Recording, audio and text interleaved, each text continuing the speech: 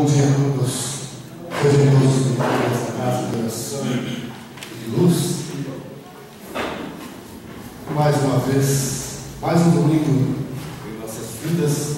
Mais uma vez, estamos aqui com o objetivo de aprendermos um pouco mais com o nosso irmão Adriano de São Carlos.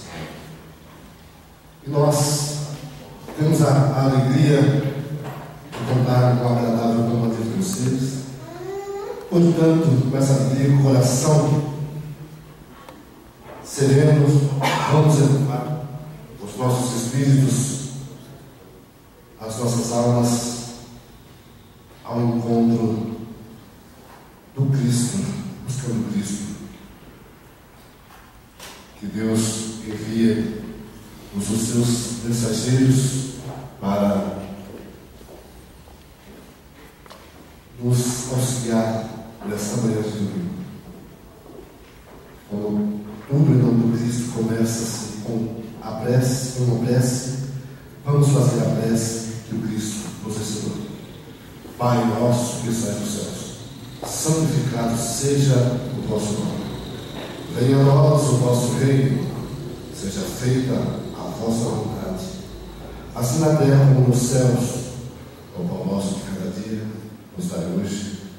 Perdoai as nossas ofensas, assim como nós perdoamos a quem nos sirve. E não nos deixe cair em tentação, mas livrai-nos de todo mal, do nosso corpo e do nosso espírito. O nosso irmão Adriano vai nos ensinarmos a apresentarmos um tema que é o Evangelho, a didática do Evangelho segundo o Espiritismo. Por isso, pedimos a Deus que o ilumine e seja bem-vindo. E agora com você, o palco e o microfone está ao seu interlocutor.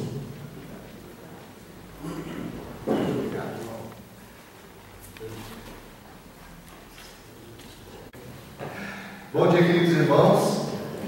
Que a paz do Mestre, essa paz que aqui encontramos, essa harmonia, essa tranquilidade, serenidade que nos envolve nessa manhã, seja uma constante em nossas vidas.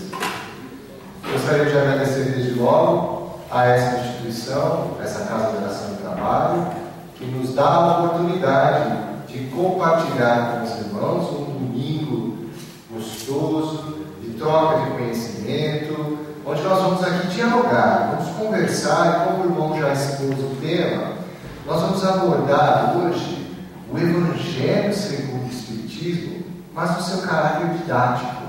Nós vamos tentar chegar à conclusão que essa obra magnífica, mais do que aquele já falado, já proclamado Código de Conduta Moral, a nossa cartilha da vida a ser seguida, mais do que isso, ela é uma obra extremamente didática, que facilita e muito o entendimento da Boa Nova, do Evangelho. Esse é o objetivo da manhã. Eu gostaria que os irmãos saíssem daqui com aquele desejo de chegar em nossas casas, pegar o Evangelho e encarar ele como sendo uma cartilha de educação, uma cartilha de educação moral. Aquela vontade de aprender, de retirar conhecimentos, que o irmão tem a capacidade de interpretar esses conhecimentos, amarrar os conhecimentos capítulo a capítulo e colocá-los em prática no seu dia a dia. Essa é a nossa intenção. Se um de vocês já conseguir sair daqui com esse objetivo, já ficou satisfeito. Tá bom? No processo de educação, todos nós sabemos que vários itens são fundamentais para o sucesso dessa empreitada. Na educação convencional, tradicional, na nossa formação acadêmica, nós podemos elencar 5 itens de fundamental importância para o sucesso do empreendimento. Primeiro, sem dúvida nenhuma, o aluno. Porque se o aluno não estiver predisposto a aprender, nada adianta os outros 4 que eu vou falar, que não vai resolver mesmo, né? Inclusive, conversávamos aqui com o marido no início do processo de evangelização das crianças, como é difícil, né? Hoje as crianças mais rebeldes, tanto aqui como na escola, né? É um processo de aprendizado difícil. Então, se esse aluno não tiver predisposto a aprender, dificulta muito o aprendizado. Temos também de importância fundamental a família. Uma família bem alicerçada, com já valores adquiridos na doutrina cristã, a valorização da aquisição do conhecimento como sendo um dos pilares daquela família ajuda muito. A escola, sem dúvida, se você tiver uma escola bem equipada, que dê condições ao aluno aprender, facilita bastante. O professor, que se diga, né? O professor é de suma importância, que tenha didática, capacidade de transmitir conhecimento. E por fim, podemos elencar o material didático, né? Um material didático também de boa qualidade, que traga o conhecimento de uma forma digerível, facilita muito esse entendimento. Se transpusermos esses 5 itens aqui para a educação moral da nossa introdução, olha, o aluno somos nós mesmos, né? A família continua sendo a nossa família. A escola, a terra, o planeta que habitamos. Professor, tivemos o melhor, não podemos nos queixar. É aquele professor que não só falava, ele fazia também. Então não pode falar, professor é fácil, você fala, né? Nós temos que fazer a prova aqui. Não, ele falava e fazia. Jesus foi o melhor professor que qualquer um poderia ter, então não podemos reclamar. E o material didático? O Evangelho. O Evangelho em particular, o Evangelho segundo o Espiritismo, é esse material didático que vai facilitar esse aprendizado. E vamos conversar então sobre ele. A forma como ele foi elaborado, a didática da elaboração, para que a gente consiga interpretar a Boa Nova mais facilmente, de forma mais correta. O próprio Evangelho segundo o Espiritismo, ele é dividido, ele é moldado didaticamente para que facilite esse entendimento da Boa Nova, e ele já começa desde a sua capa lá até a capa final lá, com essa característica didática. Por isso que nós falamos que o Evangelho é uma obra que deve ser estudada de ponta a ponta. Muitos dos irmãos às vezes têm aquela falsa noção de que o Evangelho é aquele livro de cabeceira que eu deixo lá, e na necessidade de fazer uma oração, de fazer o Evangelho no lar, pego a obra, faço a oração, aleatoriamente abro, leio uma lição e faço uma reflexão. É válida essa atitude? Sem dúvida, ninguém está falando que isso aí não é válido. Mas seria interessante que essa atitude fosse uma atitude que você tivesse quando você já fez todo um estudo muito bem aprofundado dessa obra. E agora você, nessa abertura aleatória, você faz a leitura do trecho e consegue não só tirar o ensinamento daquela lição local, mas consegue recuperar todo o ensinamento amarrado naquela lição em particular. Então, para isso, é interessante que a gente tivesse feito todo um estudo mais detalhado e atento da obra. Tá? Então, o estudo do Evangelho começa lá da primeira página, quando ele traz lá o título Evangelho, contendo as máximas das lições morais de Jesus, do cristianismo, e coloca lá uma frase na abertura da capa lá, fala, olha, fé inabalável é aquela fé que é capaz de enfrentar a razão frente a frente em todas as épocas da humanidade. Ele fecha a primeira página e começa a introdução. A introdução já é de um conteúdo fantástico. Ela já foi didaticamente trabalhada na introdução ao Evangelho. Ela é dividida em 4 partes básicas, trazendo a primeira parte, o objetivo dessa obra, do Evangelho. Depois ele nos traz o porquê que aquela obra tem uma autoridade, a autoridade da doutrina espírita naquela confecção daquela obra da forma como ela foi posta. Por que ela é tão importante? Por que ela tem que ter confiabilidade nela?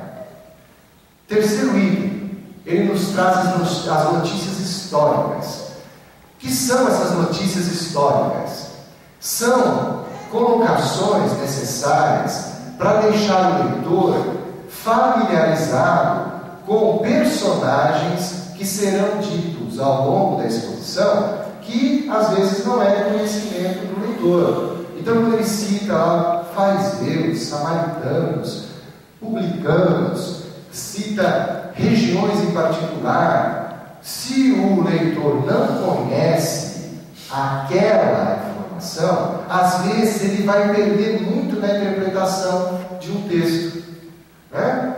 É a mesma coisa, vamos fazer uma analogia, né? Se eu falo para vocês, ó, daqui 1000 anos, eu falo, olha, tinham 2 irmãos lá que eles eram meio brigados, o orgulho reinava no coração daqueles irmãos, não se falavam, sabe? Eu conto a história desses 2 irmãos, aí no fim da jornada deles, um irmão aceitou vestir a camisa que o outro deu de presente para ele, demonstrando que aquele orgulho já estava sendo saneado. E essa história eu estou contando daqui a 1000 anos. E só citei os personagens e a história da camisa. Agora eu vou contar a mesma história de processos de orgulho daqui a 1000 anos e falo que um palmeirense vestiu a camisa de um corintiano, né? Daqui a 1000 anos. Se eu não falo quem era palmeirense, quem era corintiano, como que foi a história dessas 2 nações, você perde muito na interpretação dessa informação, tá? Então, aquelas informações históricas são importantes quando ele falar parábola do bom samaritano. Se nós não sabemos quem é esse samaritano, Samaria, quem é essa região, como que o samaritano era visto por aquela comunidade? Então, podia ser a parábola do bom republicano, do bom fariseu, mas por que o samaritano? Na explicação das notícias históricas, aquele samaritano, no contexto histórico da época, o povo da Samaria, ele era extremamente, o preconceito reinava sobre ele como sendo nada, coisa alguma, aquele cara que não servia para nada. Então, o exemplo maior de caridade, partir de uma criatura daquela, nossa, traz uma força muito maior aquele ensinamento. Então é importantíssimo nós fazermos a leitura dessas notícias históricas para entender a força do que está sendo passado naquela passagem do Evangelho. Tá? E o 4º item, ele nos traz os precursores da doutrina, mostrando, através da exposição de conceitos básicos da doutrina de Sócrates e Platão, que os conceitos que serão apresentados lá não foi invenção do Espiritismo, não foi colocado lá, não, eu que inventei isso aqui agora, o Espiritismo, a partir de agora que existem esses conceitos que estão colocados aqui, não. Essa noção que vai ser trabalhada no Evangelho já existia há muito tempo, o terreno já tinha sido preparado há tempos. E ele traz os conceitos de Sócrates e Platão, demonstrando que aquilo que fala-se hoje na doutrina já se falava há muito tempo. A noção da existência da alma, diferentemente do corpo, né, que são coisas distintas, a eternidade dessa alma, a relação do que o espírito, no caso a alma, lá se falava a palavra alma, o que ele vai ser só depende dele. Todos esses conceitos já foram colocados há muito tempo. Tá? Em particular, eu vou me ater só no objetivo agora dessa introdução, que vai dar o laço para a gente continuar os 28 capítulos do Evangelho. A gente vai falar hoje aqui de cima. Tá? Até meio-dia a gente termina, se Deus quiser. Então, lá, a introdução, o objetivo. O objetivo, o que ele fala? Lá, as palavras do Evangelho segundo o Espiritismo glorificador. Não sou eu que estou falando. Ele fala, se vocês, quem já leu, vai se lembrar, quem não leu pode ir lá e confirmar. No objetivo da aula ele fala, olha, quando nós estudamos os evangelhos de uma forma geral, seja de qual for o evangelizador, Marcos, Mateus, Lucas, João, seja lá quem for, temos 5 temas básicos que se podem extrair do Evangelho. Você pode identificar no Evangelho os atos comuns da vida de Cristo, os milagres, as profecias, as palavras que serviram para formular os dogmas da igreja e o ensinamento moral do Cristo. E no objetivo do Evangelho segundo o Espiritismo ele fala, olha, esses 4 aqui não me interessam. Eu só vou me ater exclusivamente, ele usa essa palavra, exclusivamente ao ensino moral. Por quê? Porque aqueles 4 lá são importantes para a história, é importante. Porém, são situações que geram muitas controvérsias. Atos comuns da vida de Cristo. Será que quando Cristo acordava e lavava o rosto, ele penteava o cabelo, ele vestia primeiro um calçado no pé esquerdo ou no pé direito? Ou será que ele tinha calçado? Pergunto, do que interessa para o meu crescimento moral eu saber desses atos comuns da vida de Cristo? Como historiador, talvez seja interessante, mas para o meu desenvolvimento moral, talvez nem tanto. Agora, nos ensinamentos morais, esses não tem controvérsia. Qualquer que seja a doutrina cristã, não haverá controvérsia. Não, Jesus nunca falou que devemos amar a Deus, devemos amar ao próximo. Não, Jesus, não, isso aí foi interpretado de forma errada. Não, isso não há controvérsia no ensino de conteúdo moral. Então, é exclusivamente nesse tema que se prende o Evangelho segundo o Espiritismo.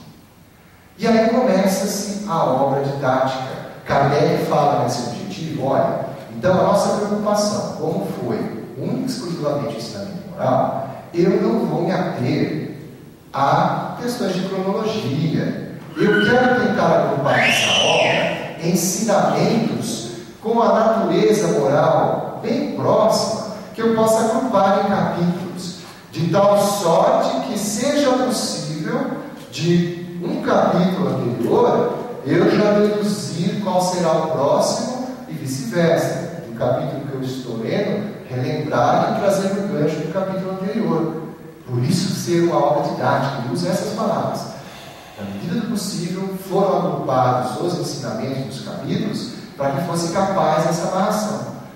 E vamos fazer então esse exercício, essa amarração, para ver se a gente consegue chegar a essa notícia de Kardec. E aí, aquilo que eu propus aos irmãos, logo no primeiro instante, é: tem que fazer esse trabalho aos irmãos. Eu vou colocar uma interpretação minha, que eu achei razoável a amarração entre os capítulos e me esclarece muita coisa. Tentem os irmãos fazer essa leitura, esse estudo e tirar as interpretações vossas, para que facilitem o dia a dia de vocês. Quando se apresenta, então, lá no advento do Cristo, Jesus, já se anunciava nos profetas a vinda do Messias, o Filho de Deus, que viria colocar a ordem, né? Então, veja bem, havia um terreno preparado desde lá da antiguidade. Moisés veio com os 10 mandamentos, toda uma preparação, aquela questão que tinha multiplicidade de deuses, de repente conseguir colocar a ideia de um Deus único, que deve ser amado sobre todas as coisas, né? Os 10 mandamentos, não matar, não roubar, não conquistar a mulher dele, e assim por diante. Um trabalho árduo. Aquele que estudou o mínimo de história sabe qual foi a batalha necessária para chegar a esses conceitos e se firmar um mínimo de consenso a respeito daqueles ensinamentos básicos do cristianismo, do nascedor, da sua gênese, da sua origem. Com o advento de Cristo, será que seria lógico pensar-se na vinda desse Messias derrogando tudo aquilo que foi construído com muita luta, com muita batalha na época antiga? Será que se viesse esse Jesus e falasse: não existe Deus, não, existem vários deuses, seria lógico pensar que aquele Messias, aquele nosso exemplo de conduta, destruísse tudo aquilo que foi construído a custo, a sofrimento, a muitas vidas, inclusive? Seria lógico? Não, não seria lógico. Por isso, olha lá, qual que é o primeiro capítulo do Evangelho segundo o Espiritismo? Eu não vim destruir a lei. De fato, Jesus não veio destruir a lei. Ele veio cumpri-la. Ele veio ser o exemplo a ser seguido. Olha lá, já se apresenta. O primeiro capítulo tinha que ser esse. Teria que ter o ensino moral do Cristo, no primeiro capítulo, que mostrasse que, de fato, ele não veio derrogar aquela construção que já tinha sido conquistada com muito esforço. Ele veio dar cumprimento às leis cristãs que já estavam sedimentadas. Ele veio a ser o modelo a ser seguido. Então, no primeiro capítulo, apresenta-se um modelo a ser seguido. Olha, se apresenta-se um modelo a ser seguido, para que eu quero seguir esse modelo? Para quê? Com que finalidade? Olha, então se eu tenho um modelo que eu falo, ó, sigam esse modelo, para que eu seja convencido de que será de grande valia para mim seguir esse modelo, é necessário que eu apresente um objetivo a ser alcançado. Correto? Porque senão, tá bom, eu sigo esse modelo de conduta que é Jesus e o que eu ganho com isso? Então tá bom. Então eu vou te apresentar um objetivo.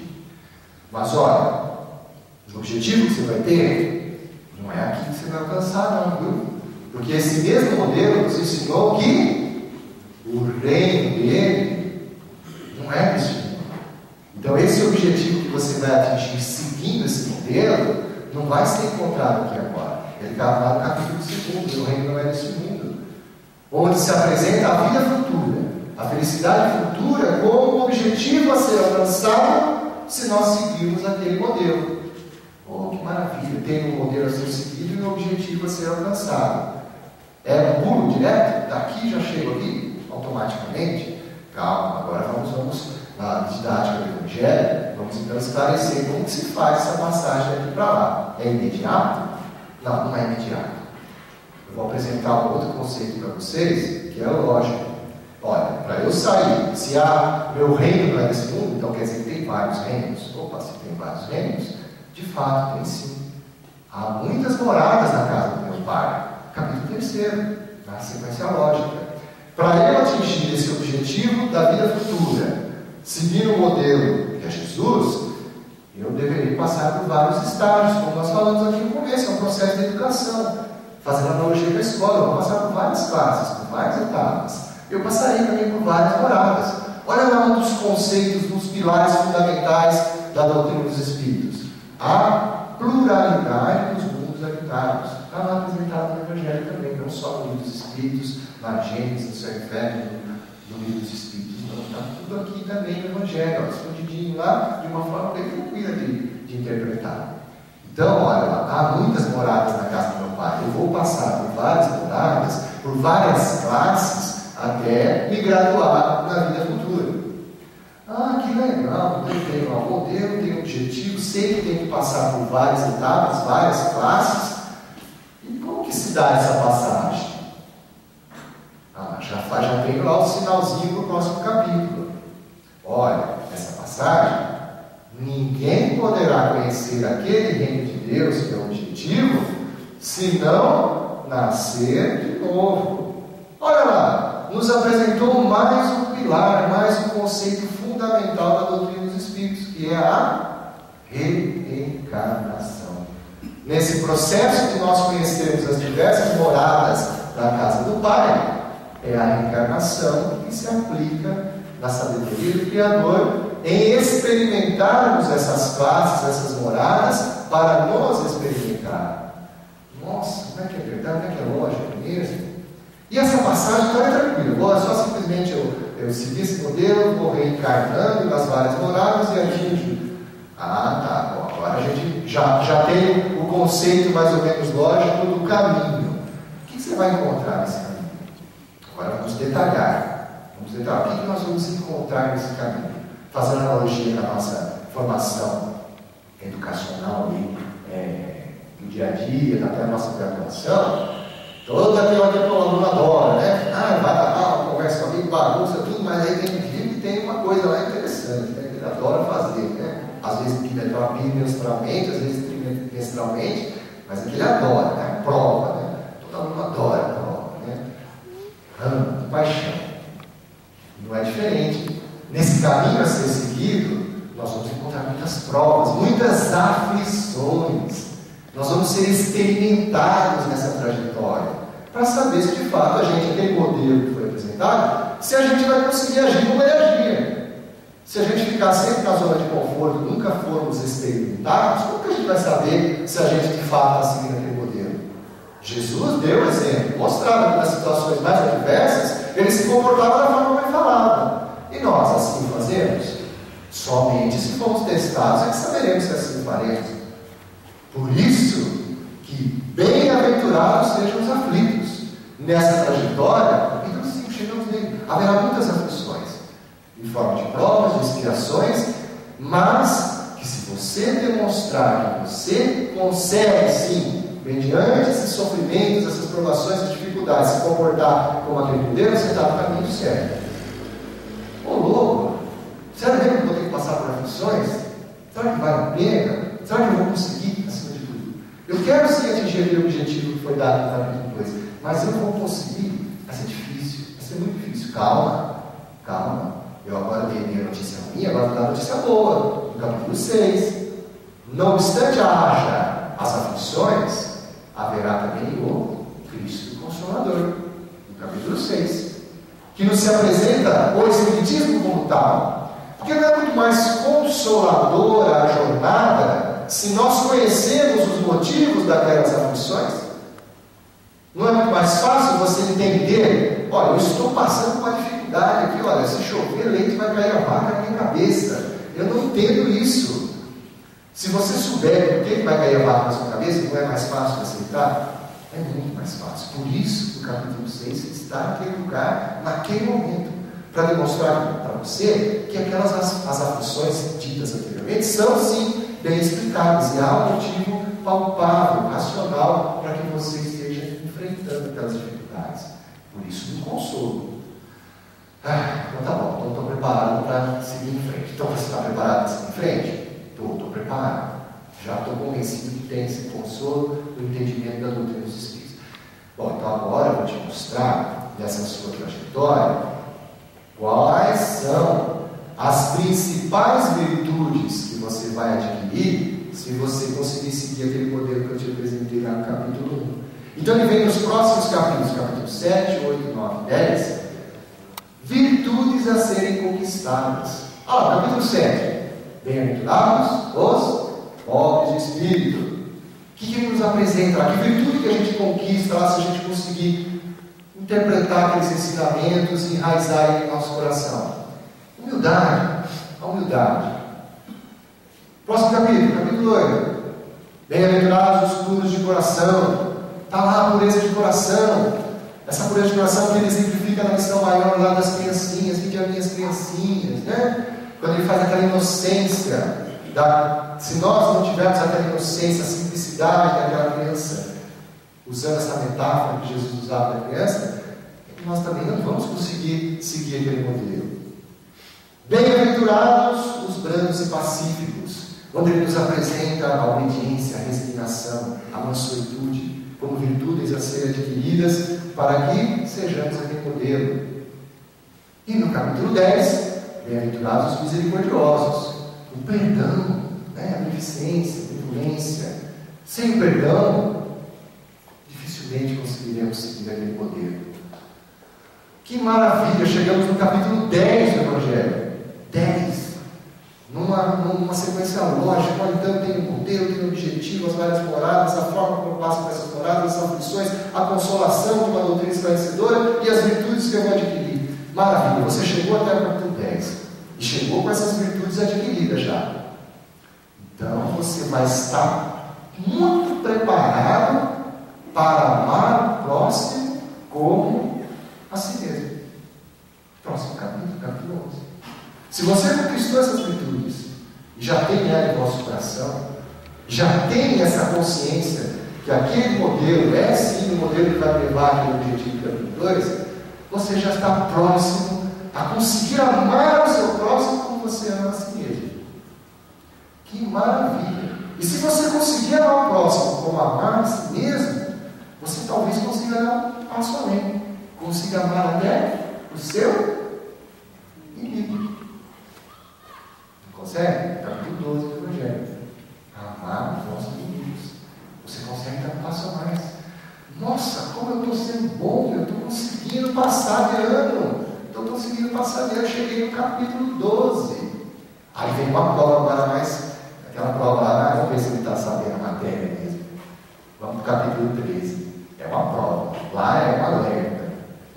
Será que toda essa modificação que você está sofrendo, você está se impondo, seguindo o exemplo de Jesus, tentando conquistar aquelas virtudes, você está fazendo isso de fato para se melhorar e alcançar aquele objetivo que foi apresentado no capítulo 2? Ou você já quer, na verdade, conquistar os benefícios aqui mesmo? O reconhecimento aqui mesmo. Você só está fazendo isso para ser motivo de apontamento. Olha, aquele lá, olha, o santo, olha, aquele lá, super de bom. Será que você está fazendo objetivando o capítulo 2, que é aquela vida futura, ou agora? Por isso que o capítulo 13 é um teste. Será que a sua mão esquerda está sabendo o que faz a direita? Será que toda essa transformação vossa está sendo no sentido de conquistar aquela vida futura ou querer conquistar o reconhecimento aqui e no agora? Então vem um alerta no capítulo 13. É um alerta. Ah, não, sem dúvida nenhuma, é a vida futura. Ah, é? Quero ver se é a vida futura. Vou te dar um teste mais rigoroso. No capítulo 14. Onde é que está, nessa nossa existência e em todas as outras, o lugar, onde é o lugar que mais a gente encontra motivos para ser testado? Seja motivos de convivência, motivos de financeiros, motivos de desavenças, competição. Onde é o lugar que mais a gente é testado nessas situações? É no trabalho?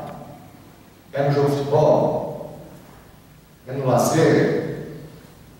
E o item D é na família ou nenhum dos anteriores? Não tenha dúvida, é na família.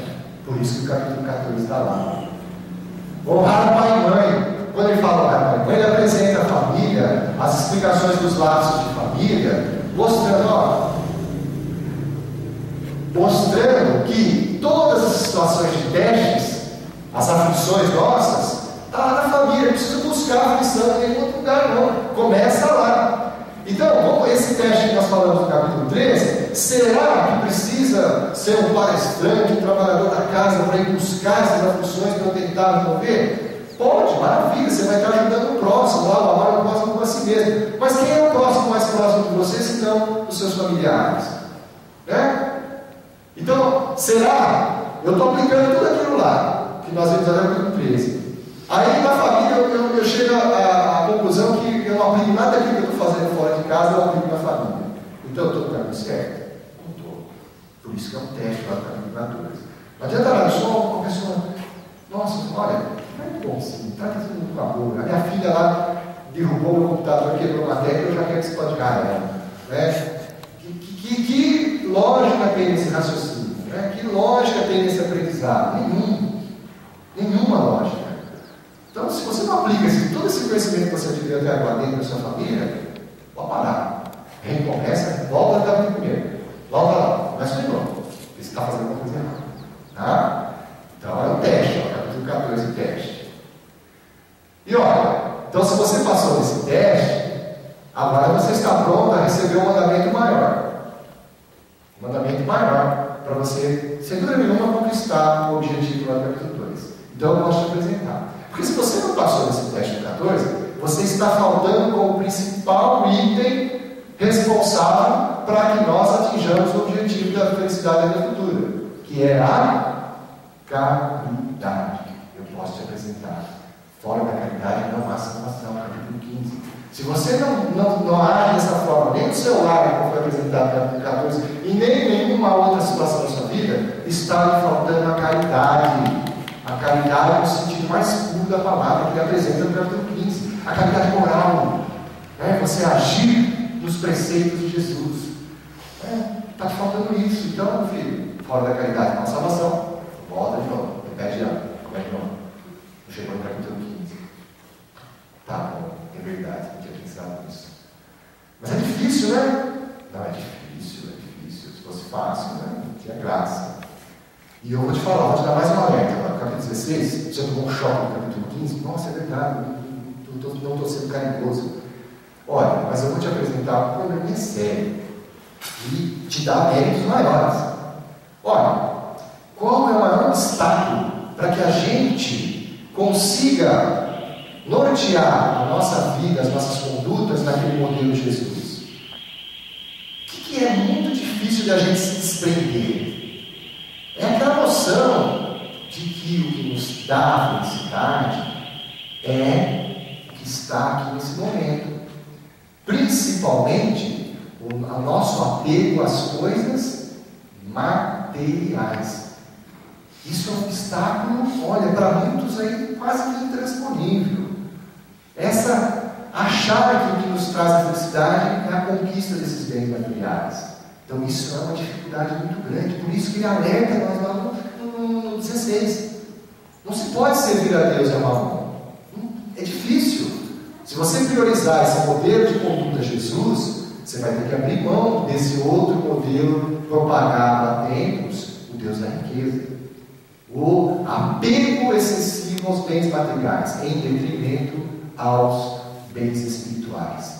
E a inteligência do capítulo não é falar simplesmente que é um obstáculo, é sem dúvida um obstáculo, difícil de transpor. Porém, a riqueza, os bens materiais são sim necessários para que a gente tenha uma jornada menos difícil possível. O que se fala no capítulo é priorizar bens materiais em detrimento aos espirituais. Isso que está errado. Né? Entendeu? Foi dado alerta? Maravilha. Se você chegou até aqui e tem a convicção de que você conquistou todas aquelas virtudes, está nesse caminho certinho, você está próximo de chegar naquele modelo. Então eu vou te dar um passinho antes daquele modelo.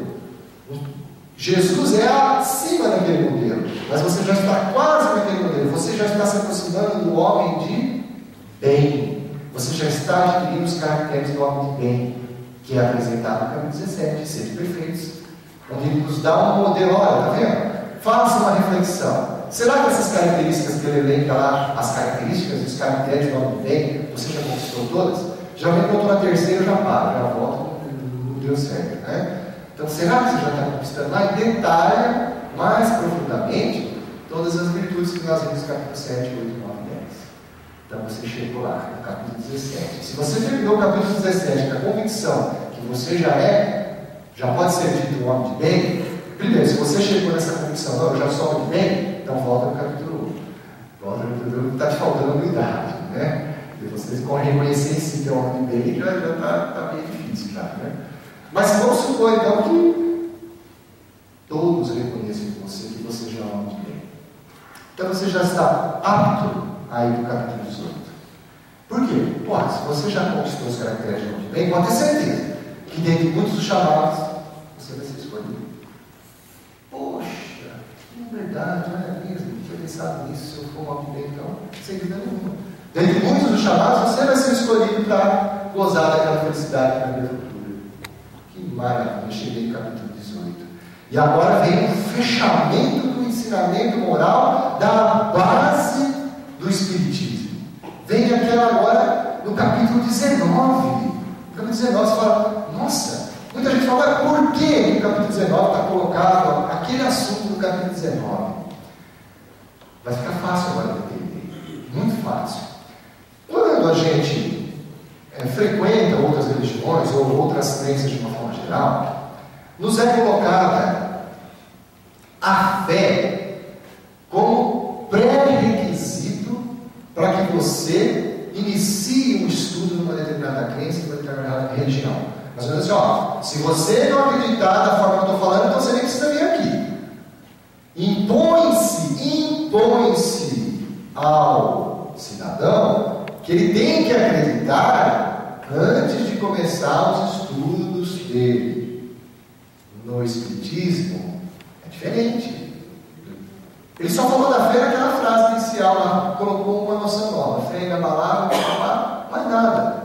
Mas não falou que aquilo era um pré-requisito para que a gente iniciasse essa nossa vinculação. Não. Aí está explicado porque no capítulo 19, a fé que transporta as montanhas, está lá no capítulo 19. Porque se você chegou até o 18, você conquistou toda aquela certeza, o Cristo Consolador já te apresentou as noções de por que você se aflige, qual a conduta que você deve ter, por que você deve amar seu próximo para si mesmo, o inimigo, e você já conquistou os caracteres do homem do bem, você automaticamente conquistou uma fé inabalável, capaz de enfrentar a razão frente a frente em todas as épocas da humanidade. Vai ser difícil abalar a sua convicção. É aquela fé que está dizendo, essa fé fé não se prescreve, você conquista. É uma fé raciocinada, é racional, ela foi trabalhada, conquistada. Ela não é causa, ela é consequência. Poxa, agora eu entendi por que a fé está no capítulo 19. E se você já tem essa fé, já conquistou essa fé na palavra, você não se aflige com situações que eram tormentosas de se estudar e se interpretar. Nem com aquela situação de assim, oh meu Deus, eu demorei séculos para entender isso. Eu vou ficar para trás, eu vou ser esquecido, eu não vou conseguir atingir aquela felicidade futura apresentada no capítulo 2, eu demorei muito para conquistar essa fé. Não, porque se você conquistou, você já tem a certeza que até os trabalhadores da última hora são remunerados por essa felicidade futura. Mesmo que você tenha demorado para conquistar essa fé, pode ter certeza, se você conquistou, você é merecedor de receber a mesma paga do trabalhador da primeira hora, que é a felicidade futura, na vida futura, no capítulo 2. Então fica fácil de entender a remuneração apresentada na forma do capítulo 20, né, dos trabalhadores da última hora. Fica fácil de entender. E se você conquistou essa fé, nessa transição toda, com certeza você vai encontrar irmãos que vão tentá-lo a dissuadi-lo do caminho correto. Pode ter certeza que haverá falsos cristos e falsos profetas nesse seu caminho. Mas se você conquistou essa fé, não serão esses falsos cristos e falsos profetas que vão derrubar a sua convicção. E alerta a gente, então, no capítulo 21, da existência desses falsos cristos e falsos profetas nessa trajetória. E além do mais, se nós conquistamos essa fé na palavra, também é mínimo o risco de que nós nos tornemos esses falsos cristos e falsos profetas. Porque o risco maior de você é você ouvir e seguir, ou você se tornar um, que é pior ainda.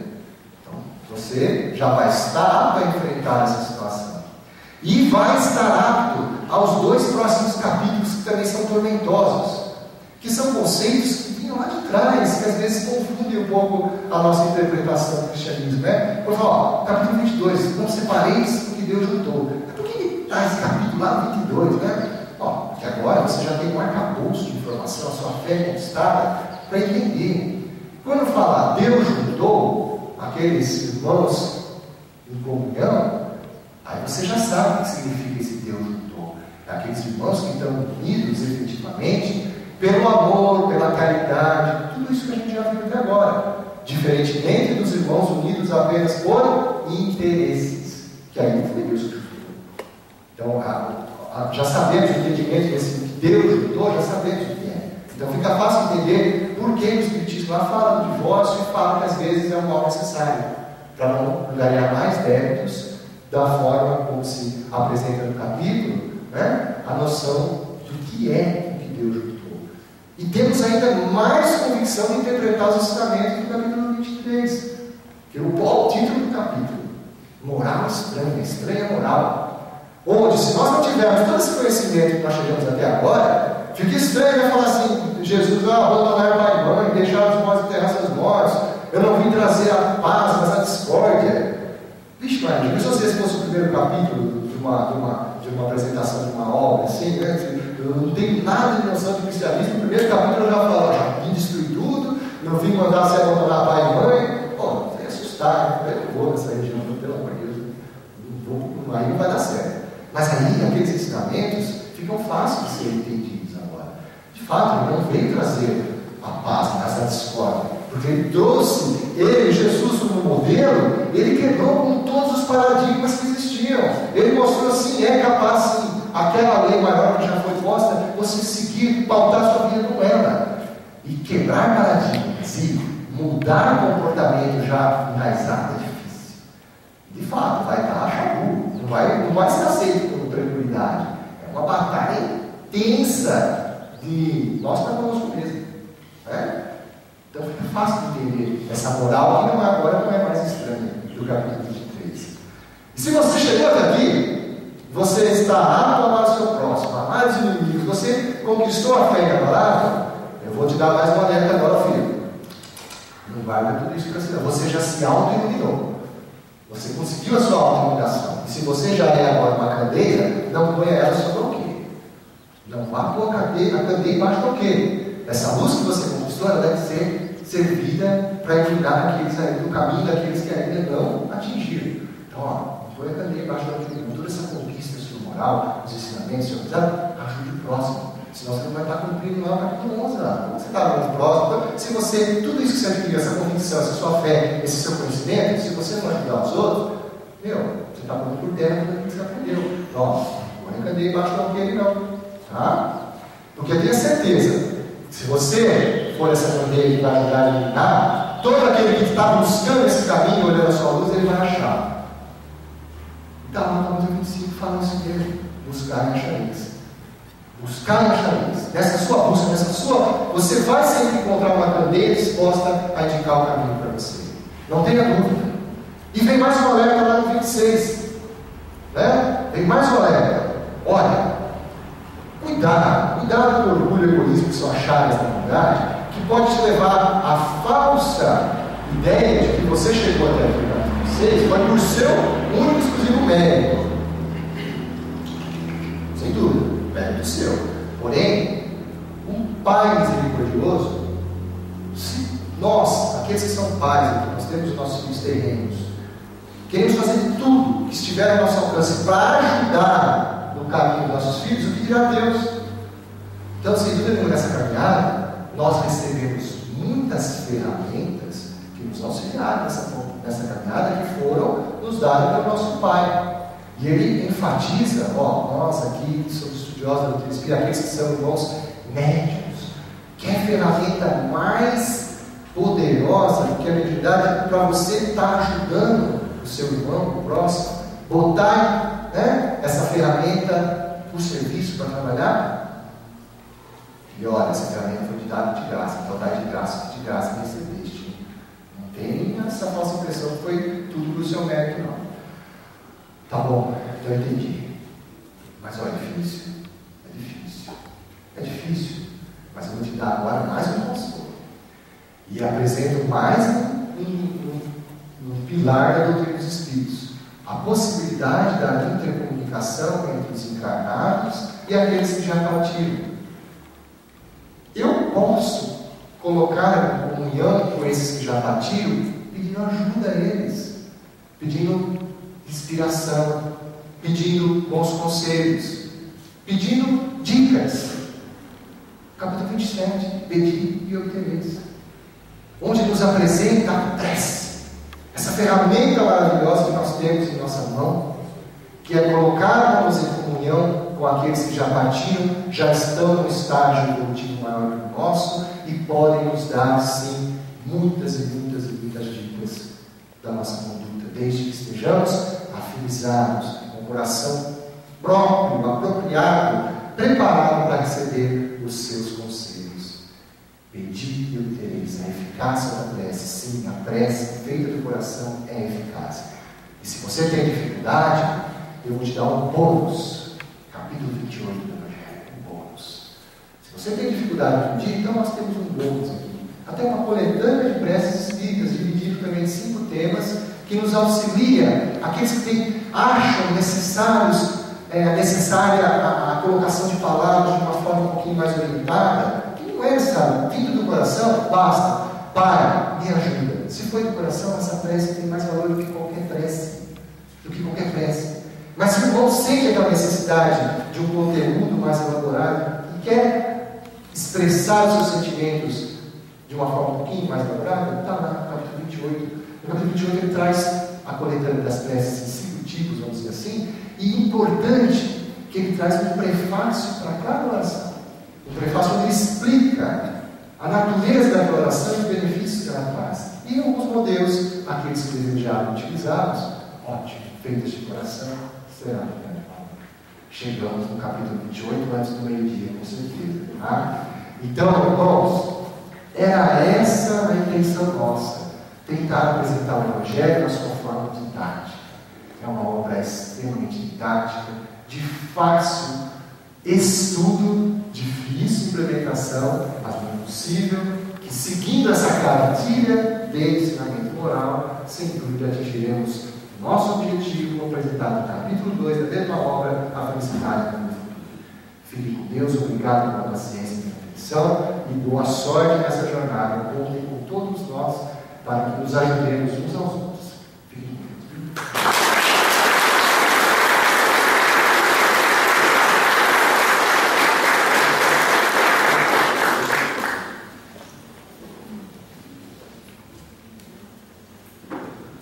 Adriano César Rui de São Carlos, nós queremos te parabenizar e agradecer pelos sábios ensinamentos. Com você, nós aprendemos que o Evangelho é o necessário, tudo que nós precisamos para o nosso crescimento moral e espiritual. Como disse o nosso querido irmão, se alguém não tem o Evangelho sobre o Espiritismo, teremos aqui alguns exemplares. Que bom que nós aprendemos isso, Adriano, contigo. E que Deus, os bons espíritos, façam que os nossos espíritos absorvam esses ensinamentos para todos os nossos dias futuros da nossa vida. Espero também, meu irmão, que isso só aconteça daqui a 1000 anos de um corintiano vestido com isso, do Palmeiras. Você falou, com certeza eu saí daqui, isso aí, mas não lembrava da Maria da Praia, eu ouvir essa cena. Brincadeira.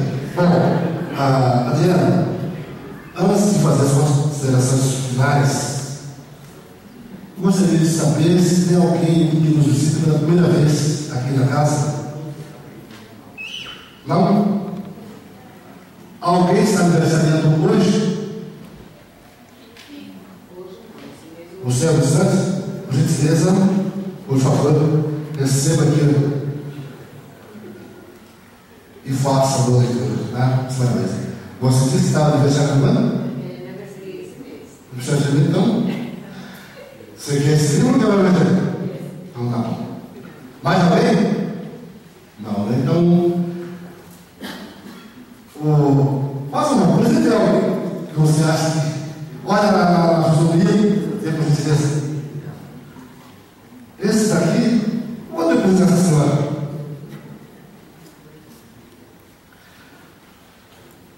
Adriano, eu gostaria que você levasse o nosso abraço, o nosso carinho fraterno aos irmãos de São Carlos.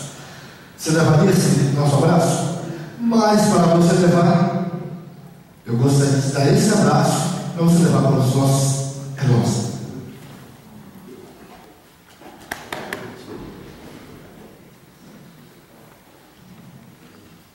Vamos passar para os nossos corações e elevarmos mais uma vez nosso espírito, desta vez agradecendo a Deus, nosso Pai de infinita bondade.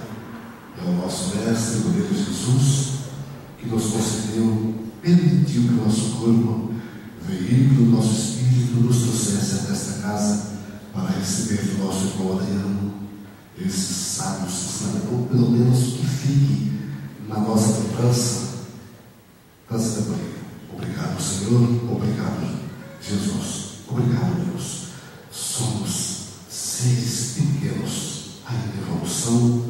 Dormimos ainda o sono letárgico da maternidade, mas ouvindo a voz do Mestre, dos seus mensageiros, que é um convite para levantarmos, acordarmos e ir em busca dos nossos objetivos, ou seja, sermos irmãos e cristãos, aprendendo e aplicando os ensinamentos do Cristo.